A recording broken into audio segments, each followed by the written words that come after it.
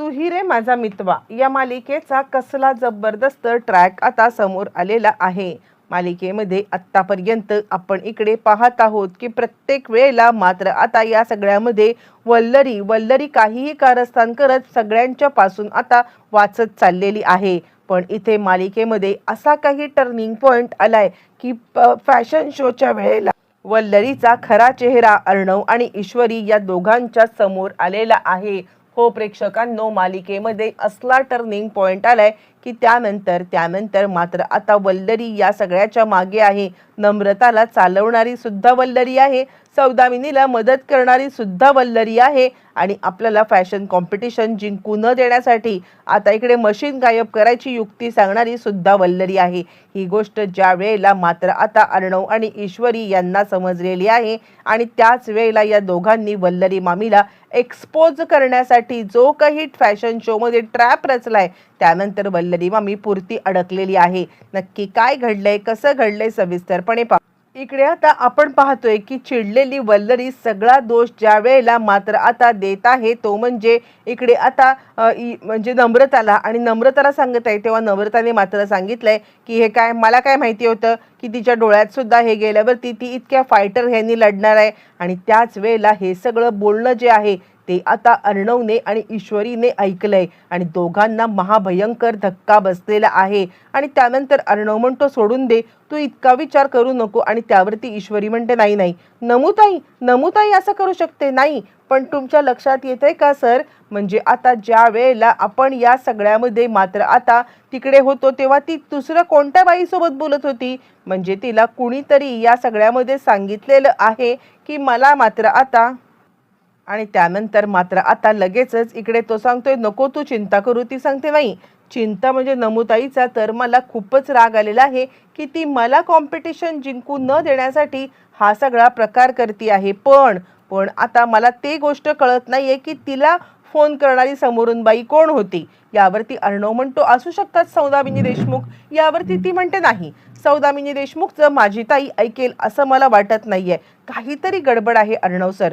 मला आता जर का ताईचा फोन मिळाला ना तर या सगळ्यामध्ये मला आता समजू शकेल की नक्की ताई कुणासोबत बोलत होती, काय बोलत होती, आणि हे समजलं ना तर मात्र या सगळ्यामध्ये माझ्यासाठी सोपं जाईल। आणि त्यावरती अर्णव आता सांगायला लागतो चिंता करू नकोस, काहीही झालं तरी सुद्धा मी या सगळ्यामध्ये मात्र आता तुला नक्कीच मदत करेन। आणि असं म्हणत मात्र आता यांच्यासाठी मोठा टास्क असतो ते म्हणजे नम्रताचा मोबाईल घेणं, आणि त्यानंतर मात्र आता नम्रताचा मोबाईल हा या सगळ्यामध्ये मिळवण्यासाठी हे दोघं जण प्रयत्न करतायत। इकडे आता ईश्वरी सांगायला लागते नाही, म्हणजे नमुताईने हे सगळं केलं असेल ते म्हणजे तिला आकाशला जिंकवायचं असेल यासाठी, बरोबर आहे, आकाश भाऊजी जिंकवण्यासाठी। पण या सगळ्यामध्ये ती कुणाचं ऐकत होती, मामींचं। मला आता असं वाटतंय की या सगळ्याच्या मागे ना मास्टरमाइंड मामीच आहेत। असं म्हटल्यावर ती अर्णवच्या सुद्धा आता ही गोष्ट लक्षात आलेली आहे आणि अर्णव आता सांगायला लागतोय बरोबर आहे, तू जे काही बोलतेस ना ही गोष्ट मला सुद्धा पटलेली आहे। या सगळ्यामध्ये जर का आता कोणी हे सगळं करत असेल तर 100% मामी असू शकतात।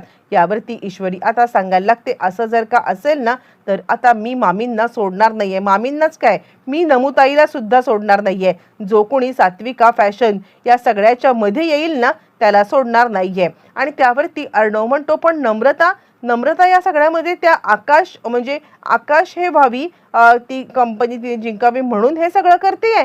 नाही काहीतरी वेगळं कारण आहे ईश्वरी, म्हणजे मग हे जर का असं असेल ना तर या सगळ्यामध्ये मात्र आता तिने जो काही प्रकार केलाय तो म्हणजे तुझ्या डोळे हे करण्यासाठी तो पण तिनेच केलेला असू शकतो। तिच्या पाठीशी कोणीतरी खंबीरपणे उभा आहे कॉम्पिटिशन मध्ये हे करण्यासाठी, एकतर सौदामिनी देशमुख, पण वल्लरी मामी तिकडे काय करू शकते। यावरती ईश्वरी आता सांगायला लागते मला काय वाटतं माहितीये का, या सगळ्यामध्ये वल्लरी मामी, सौदामिनी देशमुख आणि नमुताई ह्या एकत्र असतील तर। अर्णव म्हणतो आहे, तू जे काही बोलतेस ना ते असण्याची 100% शक्यता आहे। तुझं म्हणणं मला आता बरोबर पटलेलं आहे। असं म्हणत अर्णवने या सगळ्यामध्ये मात्र आता ईश्वरीला सपोर्ट केलेला आहे आणि त्यानंतर आता मात्र खडा टाकायचं ठरवलेलं आहे। खडा टाकायचं ठरवले आणि त्या दोघांनी ठरवले की सौदामिनी देशमुख 100% या सगळ्यामध्ये इन्व्हॉल्व आहे, पण सौदामिनी देशमुखची मदत कोण करते हे मात्र सत्य आपल्याला जोपर्यंत समजत नाहीये तोपर्यंत गप्प बसायचं नाहीये। आणि म्हणूनच अर्णव आणि ईश्वरी कॉम्पिटिशनच्या दिवशी मात्र आता सौदामिनी देशमुख यांच्याकडे आलेले आहेत आणि त्यानंतर ते सांगायला लागतात, या कॉम्पिटिशनमध्ये जिंकायचा तुम्हाला आता काहीही राहणार नाहीये, जिंकणार तर आम्हीच. यावरती सौदामिनी म्हणते, करा करा प्रयत्न करा. यावरती अर्णव आणि ईश्वरी तिला सांगायला लागतात, तुम्हाला असं वाटत असेल की तुमच्या पाठीशी कोणाचा वरदहस्त आहे, आमच्या इथलं कोण फितूर आहे हे तुम्हाला माहित नाहीये, पण आम्हाला सगळं कळलेलं आहे आणि त्यामुळे या वेळेला त्या फितूर व्यक्तीला मात्र आता कोणत्याही प्रकारे आम्ही आमच्यावरती हावी होऊ देणारच नाही आहोत ना. असं म्हटल्यावरती सौदामिनी हादरले, नाही नाही काहीतरी गडबड 100% असू शकते.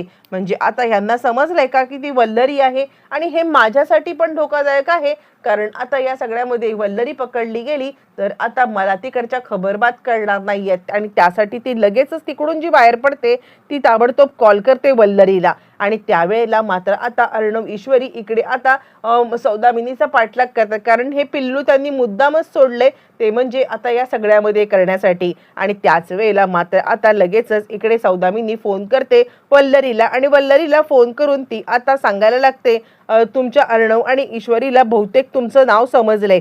वल्लरी घाबरले, काय बोलताय तुम्ही, कसं शक्य आहे हे. यावरती ती म्हणते, ते कसं शक्य आहे, काय शक्य आहे ते तुम्ही बघा, कारण ते लोक इथे आले होते आणि आमच्या घरातला म्हणजे जो कोणी घरचा भेदी आहे तो आम्हाला सापडलेला आहे असं मला सांगत होते. असं म्हटल्यावरती ती म्हणते, नाही हो ते खडा टाकत असतील. यावरती ती म्हणते, ते खडा टाकतायत, ते काय करतायत किंवा अजून काय करतायत हे मात्र तुम्ही बघा. मला या सगळ्यामध्ये तुम्ही नाही पडाल ना तर तितकंच चांगलं आहे, पण मी एक गोष्ट तुम्हाला आता 100% सांगते, काहीही झालं तरी सुद्धा त्यांच्यापासून सावध राहा. ती लोक मात्र आता तुमच्या मागावरती असतील.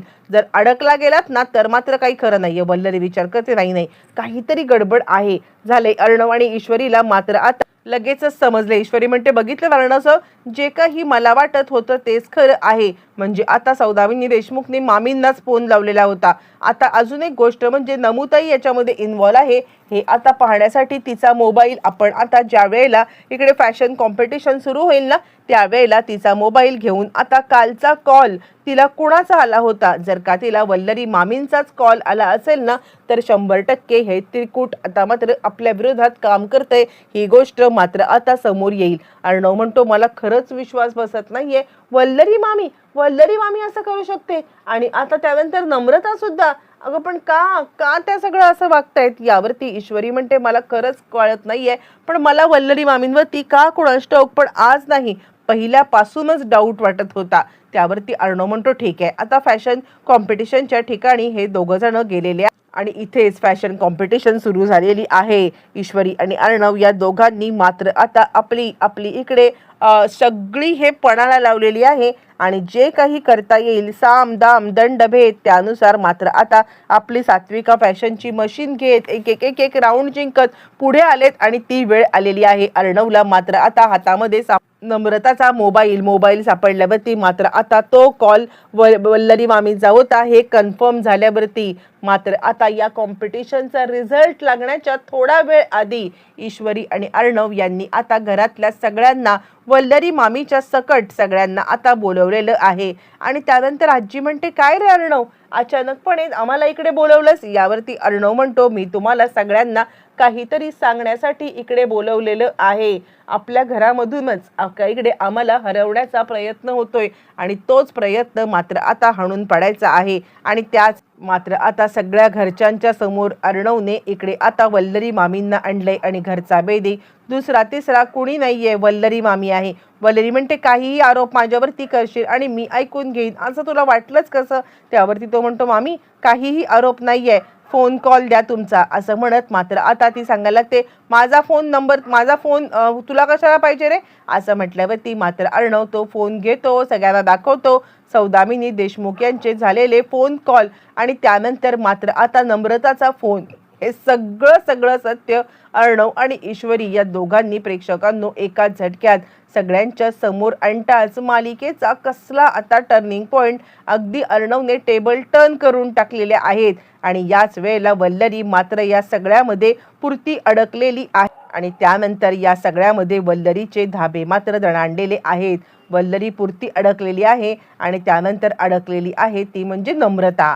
सगळे एक्सपोज झालेत अर्णव आणि ईश्वरीच्या हुशारीमुळे. एका पाठोपाठ एक आता सगळ्यांना अर्णव ईश्वरीने एक्सपोज केलंय.